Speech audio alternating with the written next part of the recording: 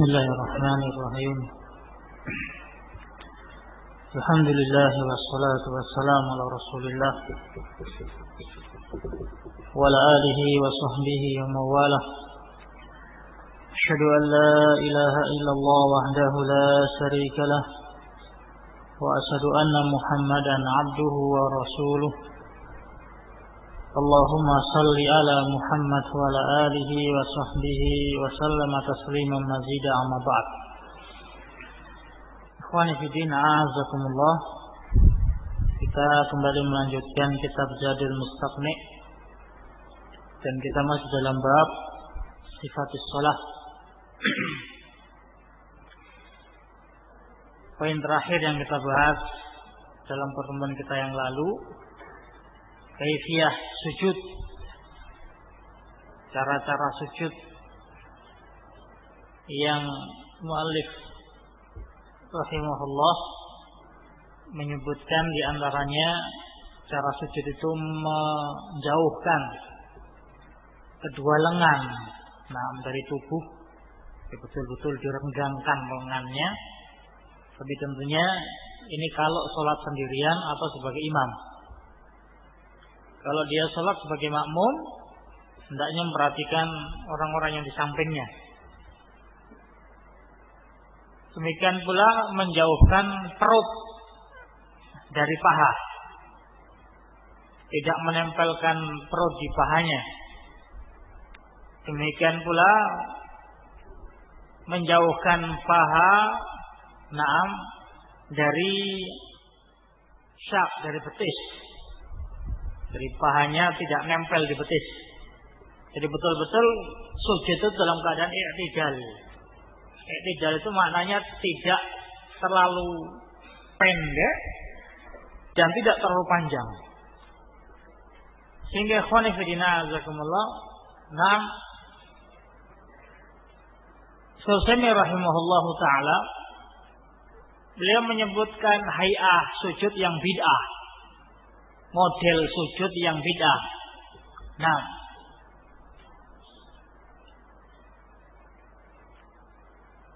Kata beliau, la tahsuruna fayanjil batnu alal fahid. Jangan kemudian terlalu pendek sehingga perut itu nempel di paha. Wal fahid ala syaq. Saking pendeknya demikian pula paha itu nempel di betis. Ini satu sisi ada mereka-mereka yang sujud terlalu merapatkan, jadi terlalu pendek. Sehingga perutnya nempel di paha dan pahanya nempel di betis. Kebalikannya kata beliau, wala tamsaduna aidon, jangan pula kalau sujud terlalu panjang. Sama yafalu ba'dun nas idza sajada yamuddu hatta yaqrabu minal inditah. Sebagaimana dijalankan sebagian manusia kalau sujud seakan-akan kayak orang tengkurap. Jadi kayak orang tiarap. Terlalu panjang sehingga mungkin sujudnya dia sampai nyampe saf berikutnya, saf depannya. Fahadalah sakka anu minal bid'ah, kata beliau. Ini tidak diragukan, ini termasuk kebid'ahan. Walaysa bisunnah, dan bukan termasuk sunnah. Baik. Ini ikhwan fillah azakumullah. Jadi sujud itu i'tidal, pertengahan. Tidak terlalu panjang dan tidak terlalu pendek. Sehingga dia menjauhkan perut dari paha, tapi tidak begitu jauh dan menjauhkan paha dari betis. Kemudian beliau sebutkan rahimahullah. Qala Syekh Musa bin Ahmad rahimahullah. Summa yarfa'u ra'sahu mukabbiran. Kemudian mengangkat kepala dari sujud dalam keadaan bertakbir. Sehingga diangkat kepalanya sambil menyatakan Allahu Akbar. Ini sudah kita sebutkan di rukun-rukun sebelumnya Takbir itu tempatnya tatkala perpindahan dari rukun ke rukun selanjutnya. Sehingga tidak boleh kalau seorang itu berpindah kemudian baru mengucapkan takbir kalau sudah sampai ke rukun berikutnya. Nah, sehingga misalnya seseorang dalam keadaan sujud, kemudian dia bangkit, sudah sempurna duduk di antara dua sujud, dia baru menyatakan Allahu Akbar. Nah, jadi tempat mengucapkan Allahu Akbar itu tatkala dia bangkit, tatkala perjalanan dari satu rukun ke rukun berikutnya. Baik. Ini ikhwani fillah azakumullah, dan ini sudah kita sebutkan, sudah kita singgung. Nah, sebagian para imam masjid, nah, mereka tidak takbir kecuali sudah sampai rukun berikutnya. Nah, sudah sempurna rukuknya baru menyatakan Allahu Akbar. Sudah sempurna iktidalnya baru menyatakan sami Allahu liman hamidah. Sudah sempurna sujudnya baru menyatakan Allahu Akbar. Dalam keadaan sudah sujud. Nah, dengan alasan kata mereka, kalau saya takbir duluan, nanti makmum mendahului imam.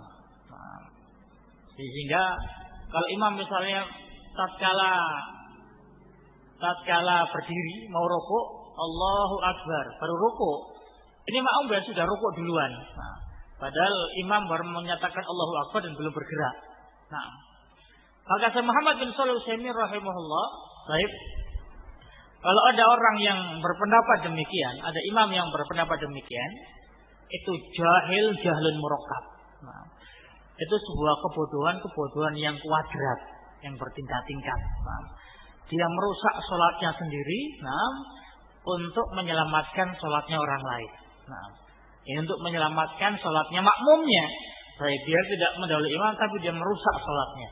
Nah, ini ikhwan fillah azakumullah. Baik, sehingga perpindahan dari satu rukun ke rukun lain itu ada zikirnya. Nah, imma takbir Allahu Akbar wa imma tasmi' sami Allah liman hamidah. Nah, kalau kemudian takbirnya sudah sempurna rukun berikutnya, maka ada satu tempat dalam gerakan-gerakan sholat yang tidak ada zikirnya. Nah, sehingga kalau misalnya seorang berdiri kemudian rukuk, sempurna rukuknya baru menyatakan Allahu Akbar, ini perpindahan dari berdiri ke rukuk ini dia tidak mengucapkan apapun, berarti kosong dari zikir.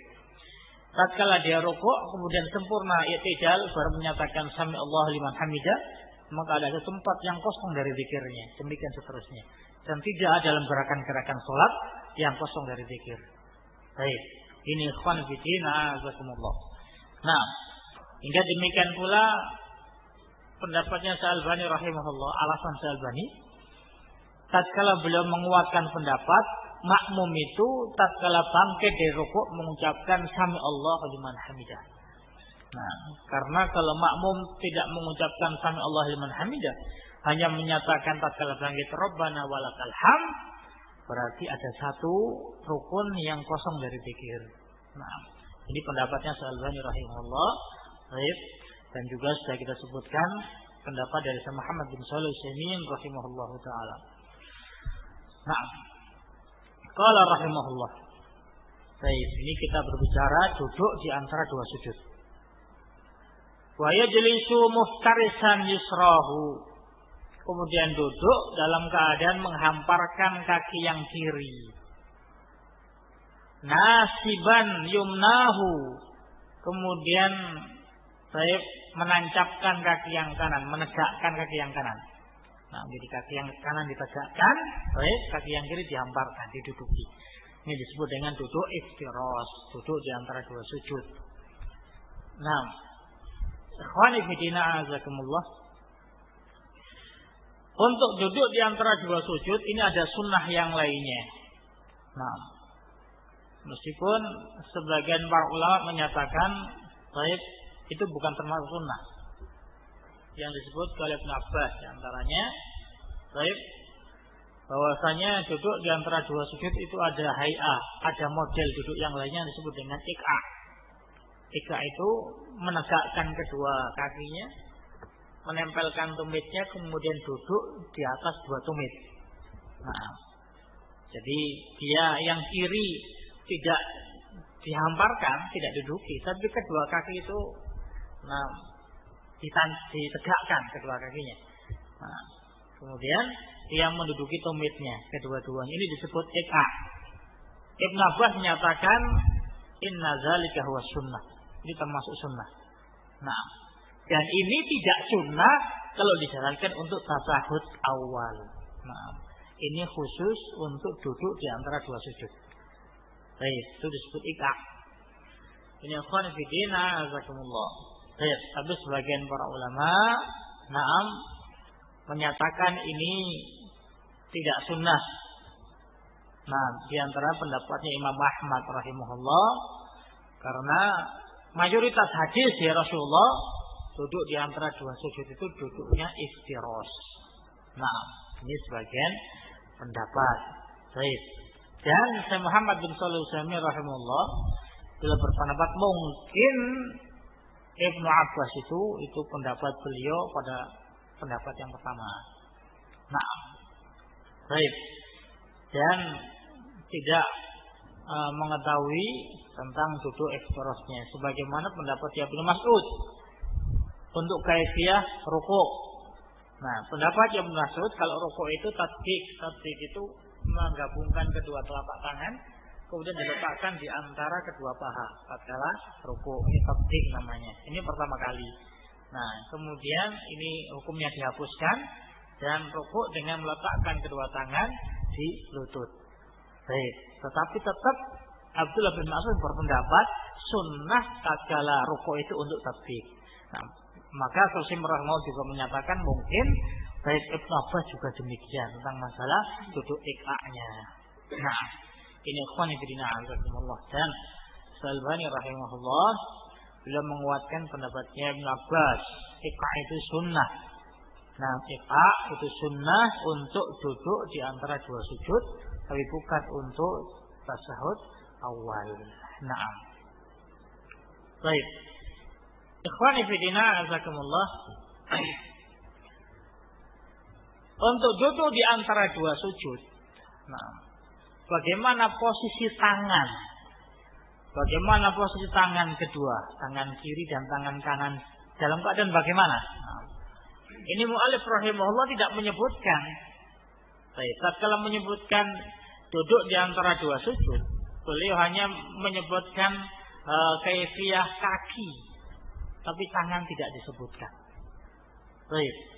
Ikhwani fillah azakumullah, Syekh Muhammad bin Shalih Al-Utsaimin rahimahullah, beliau menyebutkan, baik, bahwasanya untuk duduk di antara dua sujud itu sifat tangan as-sifatul ula, kata beliau. Sifat yang pertama, ayyadu yadahi ala fakhidai, meletakkan kedua tangan di atas paha. Nah, meletakkan kedua tangan dari tangan kanan, tangan kiri di paha masing-masingnya. Tangan kanan di paha kanan, tangan kiri di paha kiri. Wa atrafu asabihi 'inda rukbatayhi, dan ujung jari jemari itu terletak di lutut. Nah, jadi ujungnya jari itu pas di lutut.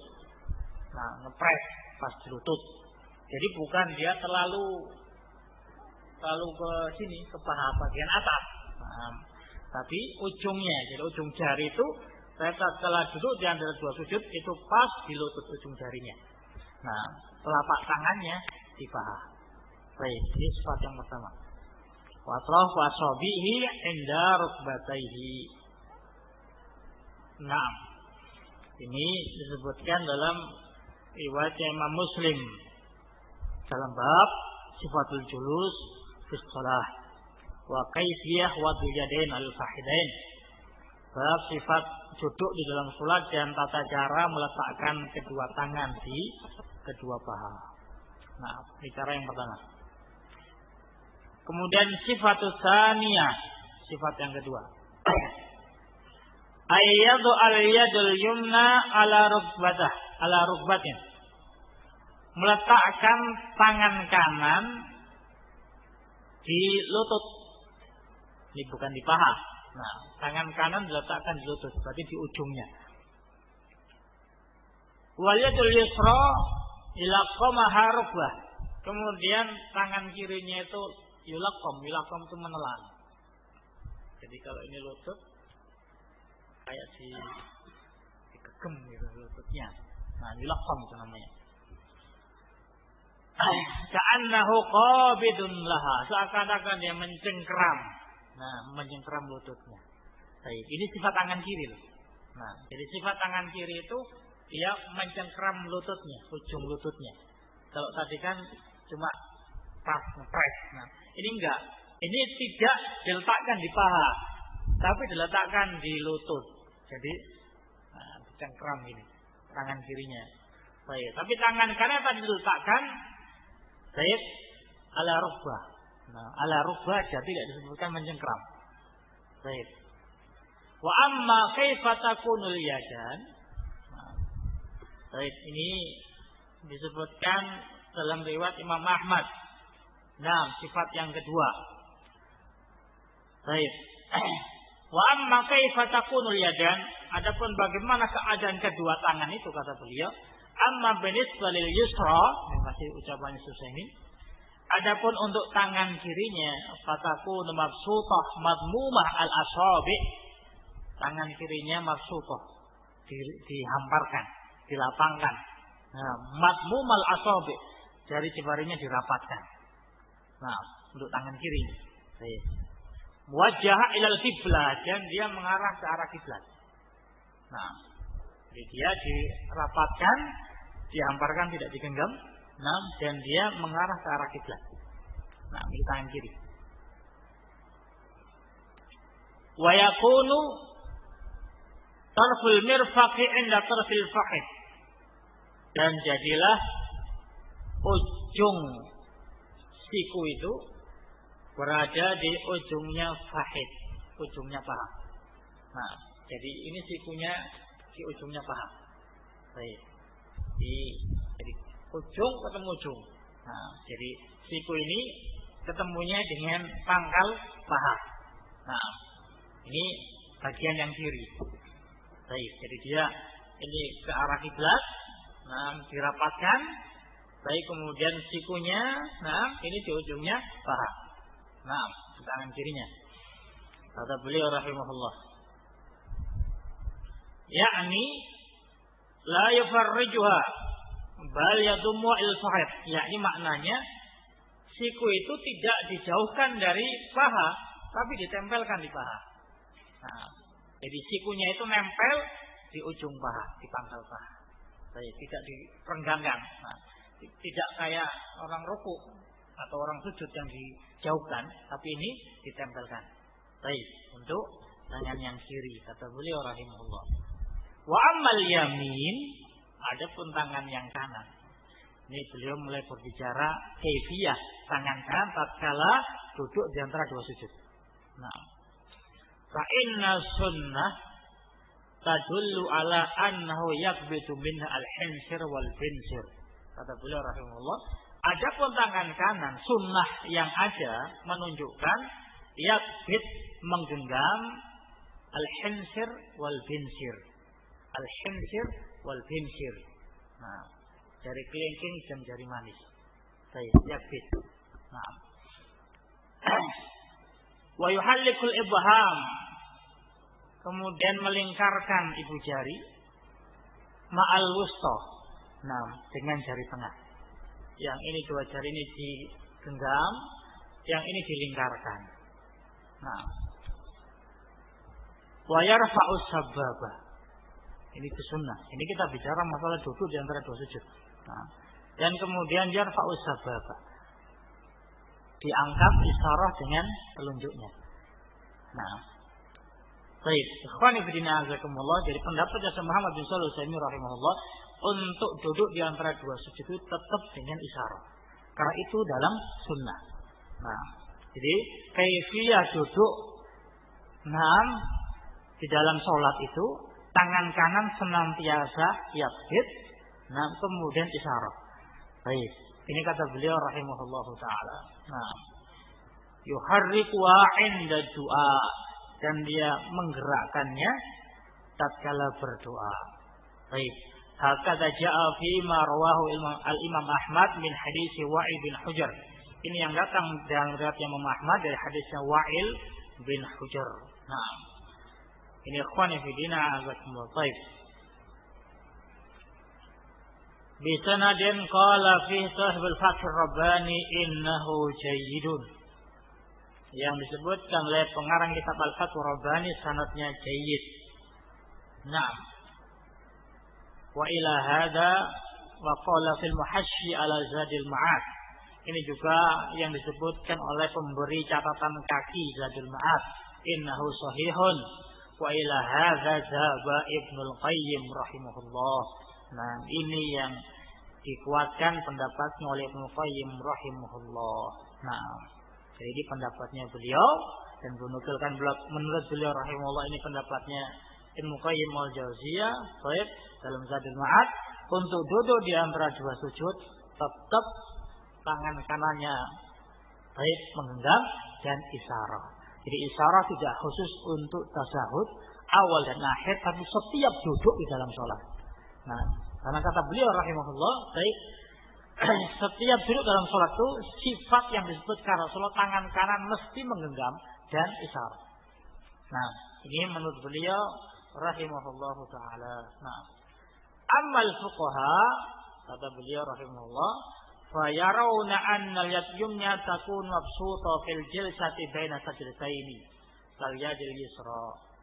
Kata beliau, adapun para fuqaha, para ulama ahlul fiqh berpendapat bahwa tangan kanan baik itu mabsutah, yakni dia tetap tidak menggenggam, dihamparkan.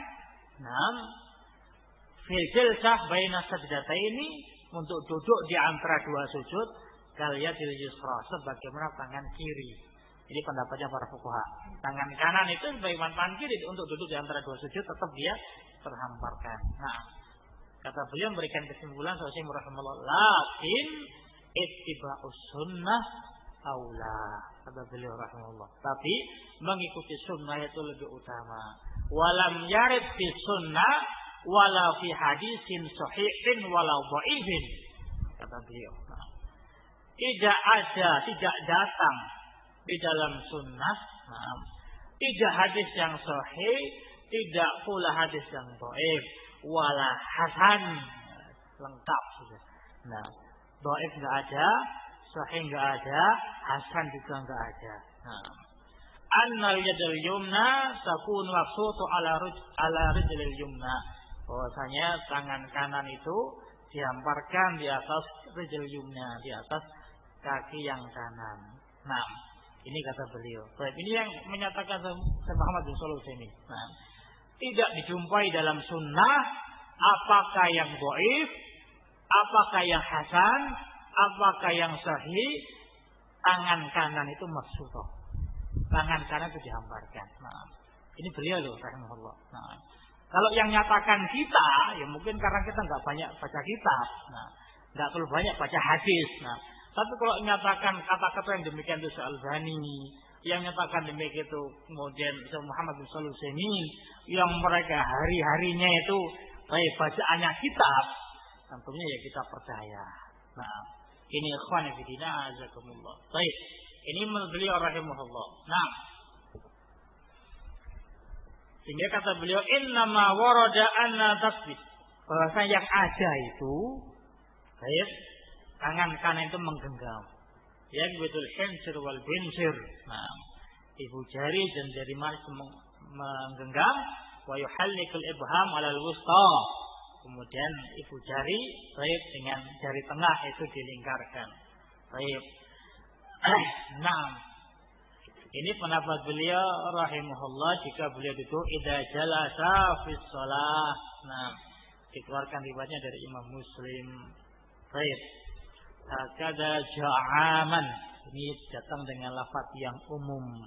Nah, ini pendapatnya beliau rahimahullah taala. Baik. Kemudian ikhwan fillah azakumullah, Al-Albani rahimahullah, beliau menyebutkan dalam kitab beliau Tamamul Minnah, tahqiq atau ta'liq dari kitab Fiqh Sunnah Said Sabiq, beliau menyatakan rahimahullah, fa zakara sajdata tsaniyah ba'da al-isara bis sababah nam khata'un wadihun. Kata Al-Albani rahimahullah, Nah, jadi menyebutkan dua riwayat isyarah Rasulullah. Setelah isyarah kemudian beliau sujud, menunjukkan isyarah itu untuk duduk di antara dua sujud, karena kemudian sujud. Kata beliau, penyebutan sujud yang kedua setelah isyarah dengan telunjuk itu khotoun wadihun. Ini termasuk kesalahan yang jelas, kata beliau. Nah, limukhalafati li riwayat kulli man sabaqa dzakruhu. Ini menyelisihi riwayat semua yang telah disebutkan minas thiqat, dari rawi-rawi yang thiqat. Nah, fa innahum sesungguhnya mereka jami'an semuanya lam yadhkuru sajdata ba'dal ishar. Semua para rawi tidak menyebutkan sujud yang kedua setelah isyarah. Baik, menunjukkan berarti isyarah itu tempatnya untuk tasyahud, bukan untuk duduk di antara dua sujud. Nah, ini pendapat Al-Albani rahimahullah dari sisi penilaian hadis sahih dan dhaifnya.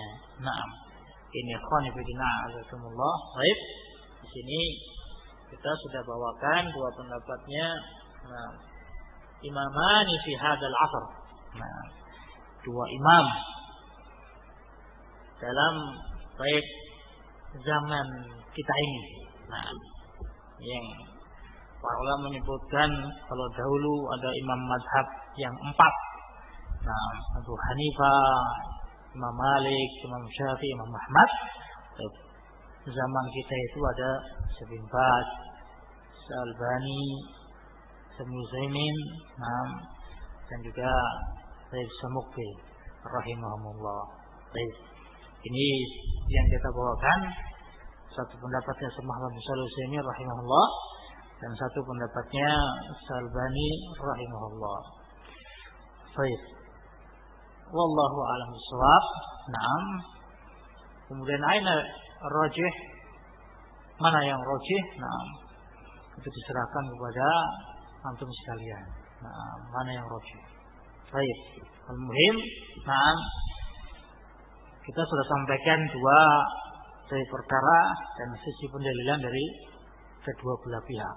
Nah, Al-Albani menyebutkan baik karena itu syad. Nah, penyebutan baik sujud yang kedua. Nah, Muhammad bin Shalih Al-Utsaimin rahimahullah berdalil dengan hadis bahwasanya itu hadis yang am. Nah, setiap duduk dalam sholat tidak disebutkan tangan kanan itu baik mabsuthah, tapi semuanya tergenggam. Nah, wallahu a'lam bishawab. Baik. Nah, qala rahimahullah. Wa yaqulu rabbighfirli. Kemudian mengucapkan rabbighfirli. Rabbighfirli. Nah, ini yang dibaca tatkala duduk di antara dua sujud. Rabbighfirli, rabbighfirli, dan punya ada bacaan-bacaan yang lainnya. Nah, baik beliau menyebutkan bacaan yang pendek. Nah, baik. Di matanya semua rabbighfirli. Ya. Baik. Nah, mungkin juga bisa menambahi yang wajah Rasulullah, rabbighfirli warhamni wahdini warzuqni wa'afini. Nah, ila akhir. Baik. Ini semuanya sunnah. Nah, qala rahimahullah. Wa yasjudu tsaniyakal ula. Kemudian sujud yang kedua sebagaimana sujud yang pertama. Nah, sebagaimana sujud yang pertama. Kaifiyahnya sama. Bacaannya juga sama. Subhana rabbiyal a'la. Naam. Dan larangan baik untuk membaca Al-Qur'an tatkala sujud. Baik. Dan kecuali kalau seorang berdoa pas doanya itu ada dalam Al-Quran. Nah, dia niat berdoa bukan niat untuk membaca Al-Quran, tidak ada masalah. Ini fatwanya Syekh bin Baz rahimahullah. Nah, dia berdoa pas doanya itu terdapat dalam ayat-ayat Al-Quran. Nah, asalkan niat dia itu berdoa, bukan dia itu qiraatul Quran, tidak ada masalah. Dan juga ikhwan fillah azakumullah, Rasulullah SAW beliau menyebutkan, wa amma sujud, nah adapun sujud itu fastahidu fi du'a, maka bersungguh-sungguhlah dalam berdoa. Nah, tempat yang mustajab untuk berdoa itu waktu sujud. Sehingga ikhwan fillah azakumullah, hayatu sujud itu betul-betul bentuk naam yang menunjukkan betul-betul pasrah mengagungkan Allah Subhanahu wa taala. Meletakkan kepala di bawah. Nah, yang semuanya sama. Nah, tidak ada yang lebih tinggi, tidak ada yang lebih mulia. Baik, sehingga sujud itu disebutkan para ulama hay'ah gerakan salat yang paling utama itu sujud. Kenapa? Karena tatkala seorang itu lupa atau kurang dalam sholatnya, gantinya sujud sahwi. Bukan rukuk sahwi, bukan i'tidal sahwi, tapi sujud sahwi. Menunjukkan sujud itu hay'ah yang paling utama di dalam sholat. Tapi ikhwani fillah azakumullah, yang perlu untuk kita ingatkan, tadi beliau sebutkan fastahidu fi du'a. Bersungguh-sungguhlah dan perbanyaklah tatkala sujud itu untuk berdoa. Tidak mengkhususkan doa itu di sujud yang terakhir. Nah, sujud itu semuanya mulai sujud awal, yang kedua, rakaat kedua, rakaat ketiga, rakaat keempat, semua sujud itu tempat untuk berdoa. Tapi kadang imam itu atau orang-orang yang sholat itu doanya di sujud yang terakhir, sehingga panjang sekali, beda dengan sujud sebelumnya. Dalam keadaan Rasul itu kalau sholat antara rukun yang satu dengan yang lainnya itu qaribun nasawa, hampir sama panjangnya. Tapi kalau kita melihat para imam itu, imam-imam sholat itu sujud terakhirnya itu sangat mencolok panjangnya dari sujud yang sebelumnya, karena doanya diletakkan di sujud yang paling akhir. Nah, ini penentuan sujud yang paling akhir untuk mengkhususkan doa ini perlu untuk dibawakan dalilnya. Nah, kalau seorang doanya mesti di sujud yang paling akhir, itu perlu untuk membawakan dalilnya. Karena tidak disebutkan, harus menyebutkan doalah pada sujud yang terakhir, tidak. Mutlak tatkala sujud pertama, kedua, ketiga dan seterusnya. Nah, ini ikhwan fillah azakumullah. Baik. Nah, hingga tidak mengkhususkan doa itu di sujud yang terakhir, kecuali dia baru ingat mau doa tatkala sedang sujud yang terakhir. Kemudian dia doa, enggak ada masalah, lagi ingatnya itu. Tapi kalau setiap sholat mesti sujud yang terakhir panjang sekali, mungkin 5 menit misalnya, sujud yang lainnya hanya 2 menit, mencolok, mungkin 10 menit, yang lainnya sekedar 3 menit, sangat-sangat mencolok. Baik, ini ikhwan fillah azakumullah, ini yang kemudian membutuhkan dalil pengkhususan sujud terakhir untuk doa. Baik. Qala rahimahullah. Summa yarfa'u mukabbiran nahidhan ala suduri qadamaihi. Kemudian naik dari sujud yang kedua, mukabbiran, dalam keadaan bertakbir, jadi mengucapkan Allahu Akbar sambil bangkit, sambil mengucapkan takbir. Nahidhan ala suduri qadamai, bersandarkan, bertelekan dengan suduru qadamai, dengan kedua kakinya. Nah, jadi bertelekan, bertekanan, ditekankan, baik dengan kedua kakinya. Nah, baik. Mu'tamidan ala rukbatai insahula, dan tangannya itu ditekankan di kedua lututnya jika memang mudah. Jadi kalau bangkit untuk rakaat berikutnya itu kedua tangan itu di lutut. Nah, bangkitnya. Kalau memang mudah. Baik. Kalau kemudian berat, tentunya kemudian di lantai, di tanah. Nah, ikhwani fillah azakumullah, ini pendapatnya mu'allif rahimahullah. Nah, ini juga pendapat yang dikuatkan Syekh Muhammad bin Shalih Al-Utsaimin rahimahullah. Jadi untuk bangkit ke rakaat berikutnya, baik, itu yang diangkat tangannya terlebih dahulu. Nah, jadi berurutan jahi, kemudian tangan, kemudian baru lutut. Nah, dari anggota sujud yang paling atas, jahi dan juga hidung, kemudian tangan, kedua telapak tangan, kemudian lutut. Baik.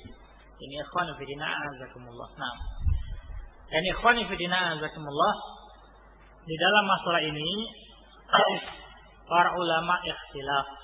Nah, bangkit dari sujud itu untuk rakaat berikutnya,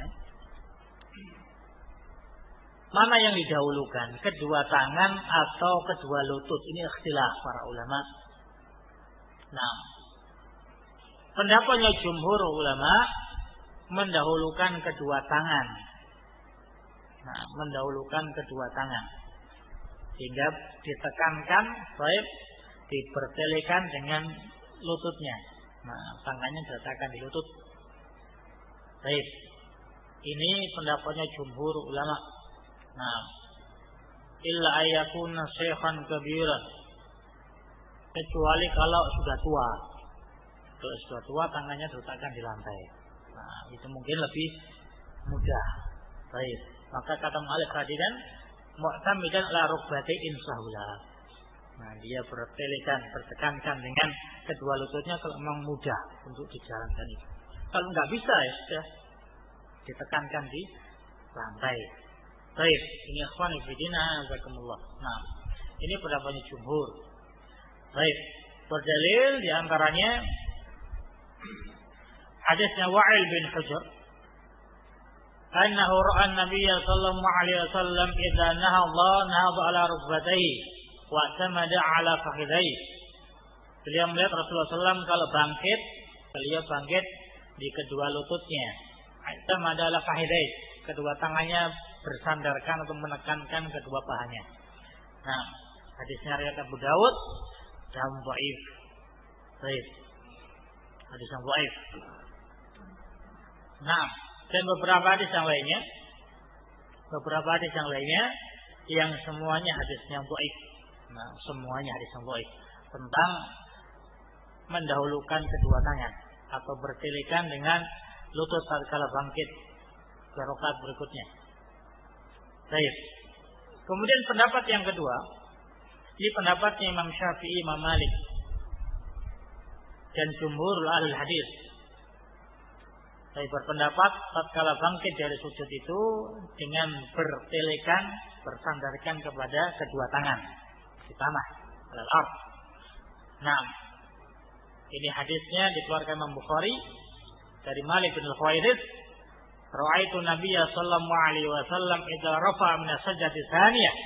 Aku melihat Rasulullah sallallahu alaihi wasallam jika bangkit dari sujud yang kedua, jalasa wa'tamada 'alal ardi summa qama. Beliau duduk dulu, wa'tamada 'alal ard, kemudian kedua tangannya baik ditekankan di atas tanah, summa qama, kemudian beliau bangkit.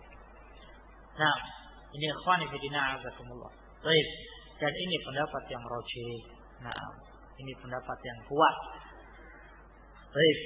Jadi tatkala bangkit dari sujud untuk rakaat berikutnya, ini mendahulukan kedua lutut.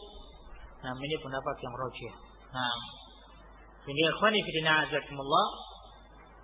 Ibnu Rajab Al-Hambali, nah, beliau menyatakan wa fin nuhudi ala suduri qadamaini, dan tentang bangkit dari sujud yang kedua untuk rakaat berikutnya yang bertelekan dengan sudur qadamai, dengan kedua kakinya. Baik, ahaditsun marfu'ah, hadis-hadis yang marfu', asaniduha laysat bil qawiyah. Nah, yang sanad-sanadnya tidak ada yang kuat. Ajwadwa hadis mursal an Asim bin Kulayb an Nabihi. Nah, yang paling bagus itu hadisnya mursal. Hadis mursal itu min qismil dhaif, termasuk di hadis dhaif. Nah, ini semuanya dhaif. Baik. Sehingga Imam Syafi'i rahimahullah beliau menyatakan wa bihadza na'khudhu, dan dengan ini yakni tatkala bangkit dari sujud dengan bertelekan di atas tanah, na'khudhu kami mengambil, wa na'muru dan kami perintahkan, man qama min sujudin au julusin, bagi orang yang bangkit dari sujud atau bangkit dari duduknya di salat, di dalam salat, ayyatamida 'alal ardi biyadaihi ma'an, untuk berselekan dengan kedua tangan dua-duanya, ittiba'an lis-sunnah, jadi dalam rangka mengikuti sunnah. Nah, ini ikhwan fillah azakumullah. Baik, sehingga ini pendapat yang rajih. Baik, jadi untuk bangkit dari sujud, ini mendahulukan kedua lututnya dari kedua tangannya. Baik, ini ikhwan fillah azakumullah. Baik, berbeda dengan apa yang dikuatkan oleh muallif rahimahullahu taala. Demikian pula ikhwan fillah azakumullah, zahirnya baik pendapatnya muallif tidak disunnahkan untuk duduk istirahat. Jadi karena langsung dari rukuk sujud itu langsung berdiri, tidak ada duduk istirahat. Ini pendapatnya muallif rahimahullah. Ini pendapat Imam Ahmad rahimahullah. Jadi tidak disyaratkan duduk istirahat. Baik, di sini ikhwan fillah azakumullah ada 3 pendapat tentang hukumnya duduk istirahat. Yang pertama, tidak disyaratkan secara mutlak. Baik, tidak disyaratkan secara mutlak. Ini pendapat Imam Ahmad. Yang kedua, mutlak disyariatkan sujud duduk istirahat. Jadi istirahat itu dari sujud yang kedua sebelum bangkit duduk dulu sebentar, baru kemudian naik. Ini disebut duduk istirahat. Pendapat yang kedua, mutlak sunnah. Ini pendapat yang mayoritas ahli hadis. Ta'abudan lillah azza wa jalla. Ini yang dikuatkan pendapat Imam Syafi'i rahimahullah. Pendapat Imam Syafi'i rahimahullah. Ini pendapat pertamanya Syafi'i rahimahullah. Beliau sempat berpendapat mutlak sunnah untuk duduk istirahat. Pendapat yang ketiga, pendapat wasatun, pendapat pertengahan. Sunnah bagi yang membutuhkan untuk duduk istirahat. Maknanya kalau nggak kuat sujud langsung berdiri, duduk dulu sebentar istirahat, baru kemudian berdiri. Diperlukan. Kalau memang nggak butuh duduk istirahat, ya sunnahnya nggak duduk istirahat. Ini qaulun wasat. Ini ikhwan fillah azakumullah. Ini menurut Muhammad bin Shalih Al-Utsaimin rahimahullah, ini pendapatnya Ibnul Qayyim Al-Jauziyah rahimahullah. Pendapatnya Ibnul Qayyim Al-Jauziyah rahimahullah. Baik, hingga ini hukum duduk istirahat ada 3, mutlak tidak disyariatkan, mutlak disunnahkan, yang ketiga wasatun, sunnah kalau memang dibutuhkan. Mungkin bagi para pemuda yang nggak capek dalam sholat langsung dari sujud berdiri tanpa ada rasa capek, maka sunnahnya ya langsung berdiri, nggak ada dulu istirahat. Ini kalau qaulun wasatun. Dan Muhammad bin Shalih Al-Utsaimin setelah membawakan 3 pendapat ini belum menyatakan fanaqulu, maka kami nyatakan ini ihtajal insanu ilaiha, kalau manusia itu butuh untuk duduk istirahat, syarat masru'ah, maka jadilah dia disyariatkan. Baik, li ghairi halir rahah wa adamil masyaqqah. Ini untuk beristirahat dan untuk tidak menimbulkan masyaqqah, rasa berat. Baik. Wa illam yahtaj ilaiha falaysa bimasru'ah. Tapi kalau orang itu enggak capek, ya tidak disyaratkan untuk duduk istirahat. Ini pendapat yang beliau kuatkan rahimahullah. Ini ikhwan fillah azakumullah, kata beliau, wa huwa ikhtiyar Ibnul Qayyim. Jadi pendapat Ibnul Qayyim, annana la naqulu sunnah 'ala al-itlaq. Kami tidak menyatakan sunnah secara mutlak. Wala ghairu sunnah 'ala al-itlaq, tidak pula menyatakan itu enggak sunnah secara mutlak. bal naqulu ya sunnah fi haqqin ma yahtaji ilaiha. Tapi dia itu sunnah bagi orang-orang yang membutuhkan itu istirahat. Likibarin aw maradin aw ghairi dzalika. Bagi orang yang tua, bagi orang yang sakit atau yang lainnya. Nah, wa kuntu amilu ila annaha mustahabba 'ala al-itlaq. Dulu kata beliau, dulu saya berpendapat, saya cenderung untuk berpendapat itu sunnah secara mutlak. Kata beliau, itu istirahat. Nah, wa inal insan yang yajlis, maka seorang itu hendaknya duduk istirahat. Wa kuntu afalu dzalika aidan ba'da an kunta imaman. Saya juga menjalankan itu setelah saya jadi imam. Nah, jadi duduk istirahat. Walakin tabayyana li ba'da ta'ammul tawil, tetapi telah jelas bagiku setelah penelitian yang panjang, setelah mungkin baca-baca dalil-dalil masing-masingnya dengan masa yang panjang, anna hadzal qaul mufassal qaulun wasat. Pendapat yang dirinci itu pendapat yang pertengahan. Nah, kalau membutuhkan berarti sunnah, kalau tidak dibutuhkan berarti enggak sunnah. Nah, ini yang boleh rojihkan. Wa annahu urajjihu minal qaul bil istighbab mutlaqan. Nah. Baik. Wa annahu, dan aku merojihkan minal qaul dari ucapan bil istighbab mutlaqan, dari disunahkan secara mutlak. Wa in kana rajhani fi laisa qawiyyan 'indi, meskipun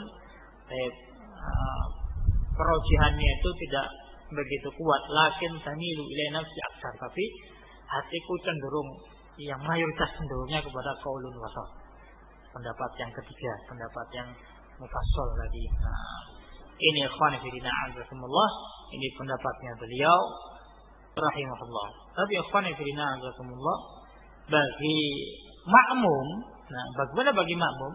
Kata beliau rahimahullah, bagi makmum itu tergantung imamnya. Nah, innamal imam liyutamma bih. Imam itu dijadikan untuk diikuti. Nah, kalau imamnya tidak duduk istirahat, makmumnya enggak duduk istirahat. Nah, tapi kalau imamnya duduk istirahat, makmumnya juga duduk istirahat. Ini tergantung dengan imamnya.